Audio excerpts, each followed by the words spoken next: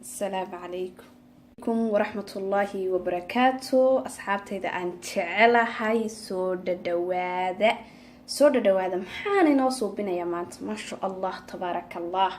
horta hawl badan baan maanta haayay marka insha Allah biidmillaah arrahmaan waan soo googooyay laakiin kulli waxa meesha ku jira insha Allah biidmillaah arrahmaan waan idin faahfaahinaya waa qudaar horta waxaan sameeynayaa qudaar yar oo naciim ah oo aan caanana dusha ka saaray wad u jeedaan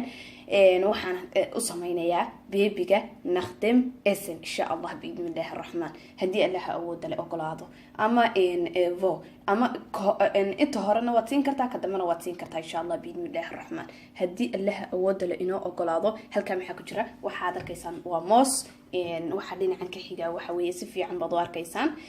ma sha Allah tabarakallah waan qorqorxiyay ma sha Allah tabarakallah FEN waa ku qoray ma sha Allah tabarakallah magacayga magacii gabadhayda ma sha Allah tabarakallah xayiikum magac baa la ilaabay idinku magacaas oo sheegay insha Allah biidmillaah arrahmaan marka labada asxaabay bahalka full soo qoray marka way kala go'day in dooraan waxaan ku delete gareynay waxaan delete gareeyaba ma sha Allah tabarakallah ana caadiyana waa soo qaadanaya biidmillaah arrahmaan intaanu go'in waa full bu soo qoray bahalku inaana ka delete gareeyana waanan waqti baan waayay bal insha Allah biidmillaah asxaabay waa markii saddexaad bal insha Allah hada halkaas aynu soo shubanay kaliya waxaan rabnaa insha Allah biidmillaah arrahmaan inaan shidno ma sha Allah tabarakallah xayiikum